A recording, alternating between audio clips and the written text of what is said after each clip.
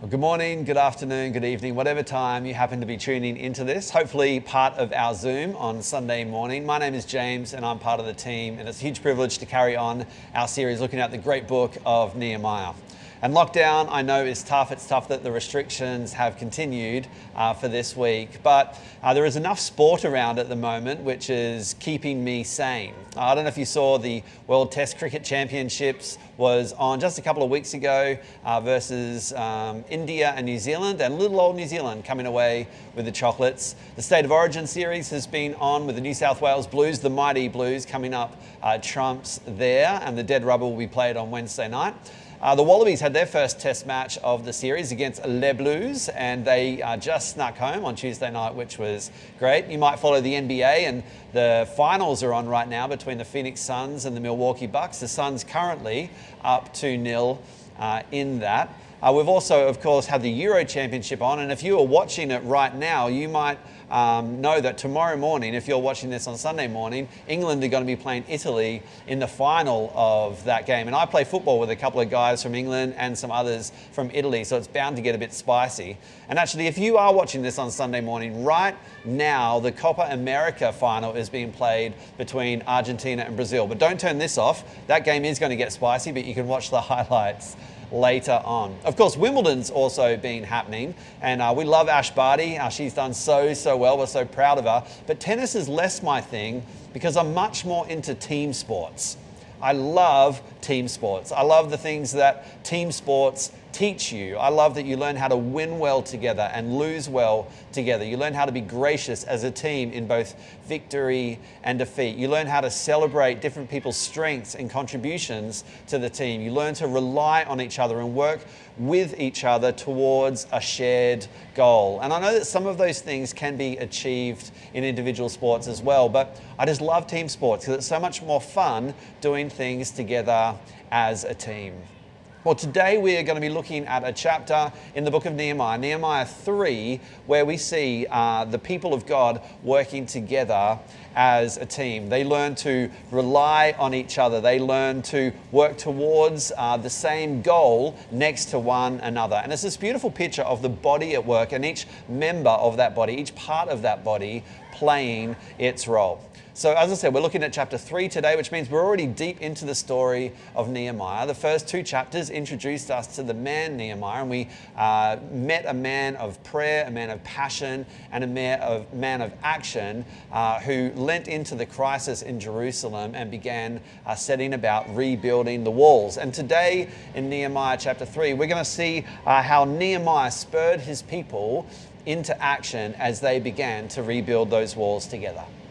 So right now, I just want you to pause, to look around you and picture in your mind's eye what the site may have looked like. Picture huge piles of stones, like rubble everywhere, big rocks on top of one another, some rotten, burnt, charred remains of some gates that have been burnt down. It's like a bit of a mess. And any tradesman will tell you that as messy as a job site can get, when they are ordered and when they are clean, it is so much more pleasurable to work in that environment. But this job site is not one of those. It is messy and it is disorganized. And actually the words of work and repair and rebuild and labor get poundedly repeated in chapters 3 and 4. But actually the emphasis of these chapters is not so much on the hard work, but the people who are doing the work. We get to see this amazing glimpse into the people of God at work. And it's so instructive for us as the people of God in our generation as we begin to consider building a wall ourselves, although it's a different wall to what they were building. And in the interest of time, I'm not going to read the whole chapter out to us, in part because there's a whole bunch of Hebrew names in there that are really difficult to pronounce. But also, as you go and hopefully look at that chapter yourself, you're going to see that there's a whole bunch of different names mentioned, different places, different people. And we could be tempted to skip over this chapter altogether, but I do believe there's something in here that's really instructive for us. There is this picture for us, this scene that is set that is as compelling as it is beautiful. But before we get to the names of those places and people, I just want to again ask us the question, what's the big deal about the wall? Now, you might remember if you've been tracking along with us that the wall, the physical structure of the wall, wasn't necessarily the most important part. If you have been tracking along with us, you'll remember that in week 1, we said that actually the temple that that Zerubbabel built, and the law that Ezra brought back to Israel, and then the wall that Nehemiah began to repair, was like building this metaphorical stage for the gospel to play out in a few hundred years' time when Jesus came and walked this earth. And yes, like obviously the wall fulfills the function of protecting the city itself, but here in chapter 3, we begin to see that actually there is a real spiritual significance to this enclosure. It helped kind of define this sacred space for Yahweh within this enclosure, in the midst of his people. In a sense, it was like this defensive structure was meant to safeguard Yahweh's holiness, Israel's God's holiness. It also provides this protective barrier so that the righteous sacrifices of the people of God could be offered within the walls. Not only that, but actually the reconstructed walls of this city acted as like a declaration to the nations, to the cities, and for generations to come, how great, how glorious, how incredible God is. We read in Psalm 48, which is a psalm about the city of Zion, the city of Jerusalem. It says this in verse 4, when the kings joined forces, when they advanced together, they saw her, that's the city, they saw her and were astounded and fled in terror. Nobody is going to be astounded or flee in terror if they're confronted by a city that is in ruins. Verse 12 carries on and says, walk about Zion, that city, go around her, count her towers, consider well her ramparts, view her citadels, that you may tell of them to the next generation. So again, like the city of God is meant to be something that is so beautiful, so majestic, so glorious, and that is really appropriately pointing to how incredible our God is as well. It's meant to be a wonder that gets passed down through the generations. So they're not just laboring to build this physical structure. They're building this metaphorical stage for the gospel to play itself out. They're providing this protective barrier, in a sense, to safeguard God's holiness. And these walls are meant to be a statement to the city, to the nations, and to the generations to come of how incredible, how wonderful, how majestic their God is.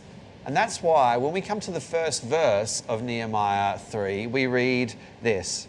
Nehemiah 3:1 says, Eliashib, the high priest, and his fellow priests went to work and rebuilt the sheep gate. And then it says, they dedicated it. It was this deeply spiritually significant thing that they were doing. They recognized it as something special. They recognized it as something unique, something set apart for God. And that's what it means to dedicate something. The second thing we're going to see in this chapter is actually there's a whole bunch of different people that get mentioned. I counted in the chapter, I think there's about 55 different names. But they're not just names of individuals, they're names of whole groups of people. They're names of tribes, they're names of families, they're names of clans. So there's probably hundreds, if not thousands of people who get involved in this project of rebuilding the walls of the great city of Zion, the great city of Jerusalem. But it's not just a whole bunch of people. There's a whole bunch of people from a whole bunch of different varieties of backgrounds, of expertise, of experiences. There's all sorts of different people who get involved in this project. There's this remarkable picture of the people of God working together. We read about the high priest. We just met him in verse 1. Other priests, there's Levites, there's non-temple workers, there's goldsmiths and perfumers. I've mentioned them before. There are servants, officers, people from towns near and far. There's also fathers and daughters. There's professionals, there's volunteers. There's those in authority, there's those under authority. There are skilled craftsmen and there are those without skills. There are those whose jobs it was to rebuild the walls and those whose job it wasn't to rebuild the walls. But they're all working together with unified purpose and mission. And that leads me to the next thing that I see in this chapter. The words next to are repeated about 26 times in this chapter. that so-and-so worked next to that person and they built the wall next to that other person. Those words next to are mentioned 26 times. And we begin to see this scene emerge of how crucial it is that everybody plays their part in God's family. And if that doesn't show you that God is a God of teamwork, then I don't know what is going to. We have this picture of like goldsmiths building the wall next to the high priest, who's building the wall next to a stay-at-home mum, who's building the wall next to an accountant, who's building the wall next to a teacher, next to a businesswoman, next to a paid pastor, next to a university student. All these people building the wall next to one another. This beautiful picture of teamwork. And I realize that right now you might not feel very next to your brothers and sisters. Maybe you're watching this at home on your own right now on a screen. But just because we are physically distanced from each other doesn't mean that we are spiritually distanced from each other. We are still shoulder to shoulder building this wall, this great thing for our great God. And in a sense, this whole kind of chapter, it anticipates the next stage in salvation history as well. When the people of God, when us, you and me, we wouldn't need a priest, a prophet, a king anymore, because Jesus would come and fulfill all of those things for us. It says in Ephesians 2 that in him we are fellow citizens with God's people and also members of his household. Further on it says, being built together to become a dwelling in which God lives by his Spirit. And that's the church. And this is the big idea I want you to take home today. We are the city of Zion. We are the church. We are the people of God. That's who we are. That's who you and I have been called to be. See, God from the very beginning of time has been drawing people out to be a distinct people for himself. And we understand those distinct people to now be the body of Christ, the bride of Christ, the church. And when I'm talking about the church, I'm not talking about the structure of the church. I'm not talking about the systems of the church. I'm not talking about the events or the gatherings. I'm definitely not talking about the buildings. I'm talking about you and me and us and we together being the church. We together are the city of God as the people of God.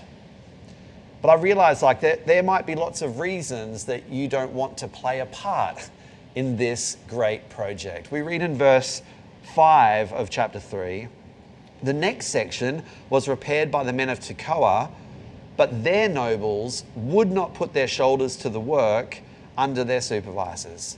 Like, in spite of this widespread involvement from a whole diverse group of people, there are still going to be some who don't catch the vision. There's still going to be some who just don't get it for whatever reason.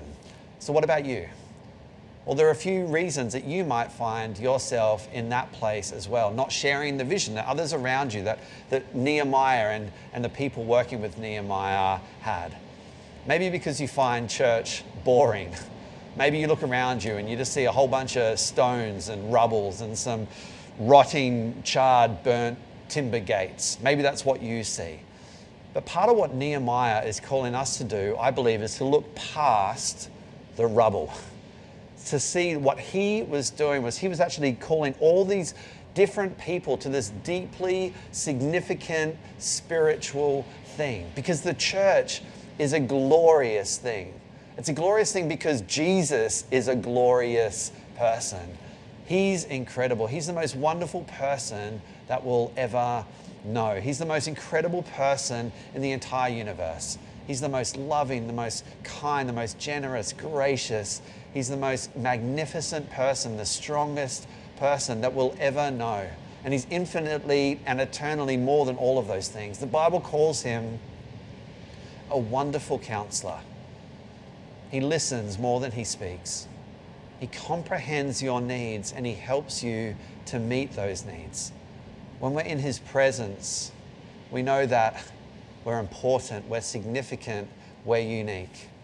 Nobody has gone to the extent that Jesus went to demonstrate his love for you on the cross. But not just to demonstrate his love for you, but to give you something very tangible, to give you eternal life and life in all its fullness in the here and the now as well. And this is the church, the bride of Christ. And it's incredible because Jesus is incredible. And you can't love Jesus but hate his wife. Like that's just going to make relationship between you and him challenging. And so what I believe we are called to as the people of God in this generation is to build the wall and to be the bride of Christ, of that incredible Jesus. And that makes being the church incredible because he's incredible. And I know that sometimes we might look around us and just see like a pile of rubble. It might not seem very inspiring on the surface, but like Nehemiah, can we look past the rubble? And can we see the church as Jesus sees her?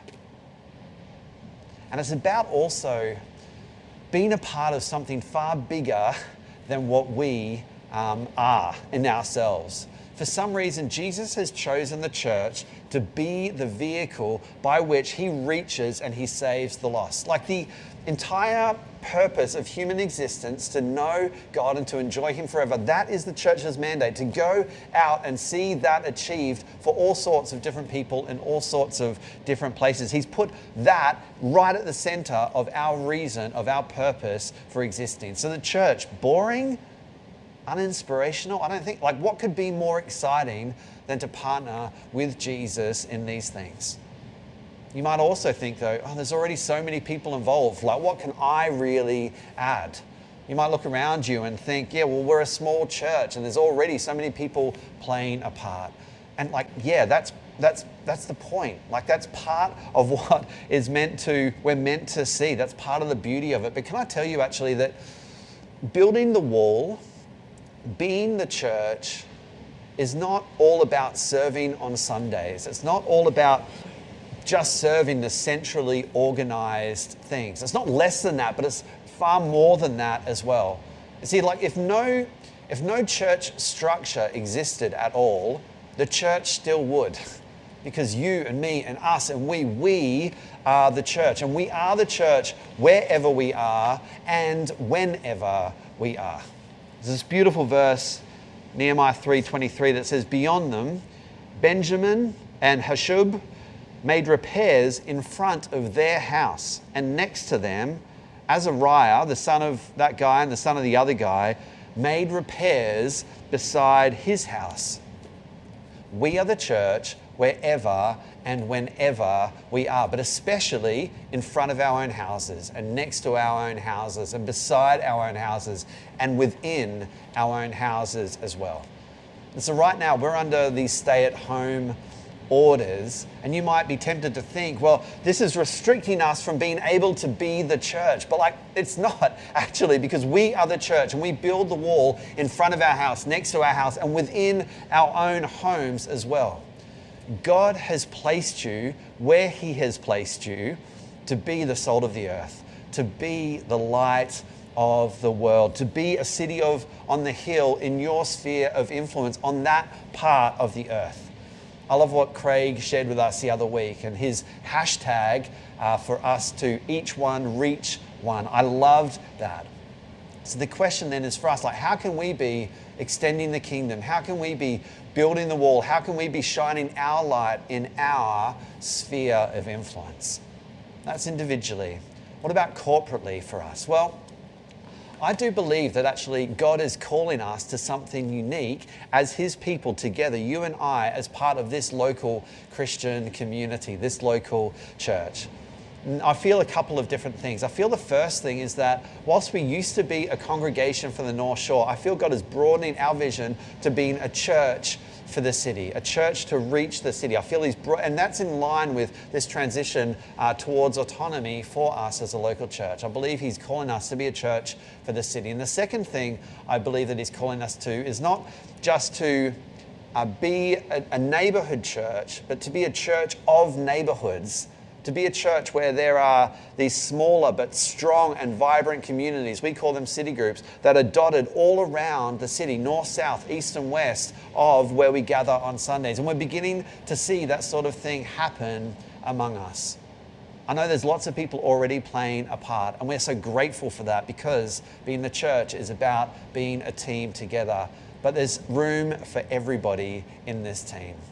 1 Corinthians 12 instructs us that there is one body, but there's many parts. And the foot doesn't say to the hand, oh, because I'm not a hand, therefore I'm no longer part of the body. Or the ear doesn't say to the eye, because I'm not an eye, I'm not part of the body. If we were all eyes, where would the sense of hearing be? If we were all ears, where would the sense of smell be? God has placed us, positioned us, appointed us, each of us, different roles to be the body together. We all have different parts to play, but there is one body, his bride, the church. And this wall, a wall is no good if it's got gaps in it. We don't want gaps in our wall as well. So we all need to be playing our part, the part that God has called us to play. And here's something actually I never realized until just this week reading through this chapter. In this chapter, chapter 3 of Nehemiah, the hero, Nehemiah himself, does not get mentioned. Not once. Not in the first person, not in the third person. He's not referred to. He is not even named. And I think that's really incredible because there's a whole bunch of other people who are named. There's a whole bunch of other people who are. And if you read through this chapter, and I do encourage you to, like me, you might be daunted by a whole bunch of the Hebrew names, but that's kind of the point of it. What we see is that like each one of these people who are unknown to us were known as an individual, significant enough to like appear in the Bible forever. Like their names are in Scripture. They were playing a significant enough role that they were named in there. They were playing the part that God had called them to play. It wasn't all about the leader. And God has always said to his people, guys, I'm your king. Don't put your trust in earthly leaders. They're only going to lead you astray. And it's not because like God's hyper egalitarian and doesn't believe in any like he gives the gift of leadership to us to serve us as the church. But when Jesus came, he turned the gift of leadership up on its head. And he said, if you really want to learn how to lead, you need to learn first how to serve, first how to follow. It's not all about Nehemiah. It's not all about the captain. It's all about the team. And that's what this chapter tells us. And so even for us, as we look to the future and as we consider what God has for us as a local community here in our generation and in our time, I want to invite you, hey, can you play a part with us? As we transition towards autonomy as a local church, could you be praying with us? And I want to invite you to specifically play a part another way. Right now, there'll be a QR code that's going to come up somewhere on the screen. You can take your phone out, open up your camera app and put it over that QR code, and that will take you to a little online form that you can fill out for us. Can I invite you, could you pray and consider what name does God want us to be known by? Now, let me make it really clear. Our name is not of ultimate importance. There is one name that is, and that's the name of Jesus. But is there a name that we can be known by that honors our heritage, that speaks to our future, that's accessible for those from outside and inspiring for us who are a part of it? And so I invite you, please, would you pray? And if you feel God give you something, would you fill out that form and would you share it with us? Or even if you just have a good idea, would you fill out that form and would you share it with us? We'd love to hear what is on your heart. And don't worry, if you've just missed that QR code, it's fine. As we send out some questions right now to discuss in breakout groups, the link is going to be there as well. You can click that and follow it through to the page as well. But please pray and share anything that you feel God might inspire you with. So what is our key take home then? Just in summary from this passage. Building the wall was an incredibly significant spiritual thing that involved a whole bunch of different people from all sorts of different backgrounds and experiences who came together, united, who worked next to each other towards the same common goal under the kingship of God. And friends, that's the same for us because we are the church and it's a team sport. Love you heaps. Enjoy discussing now in your breakout groups.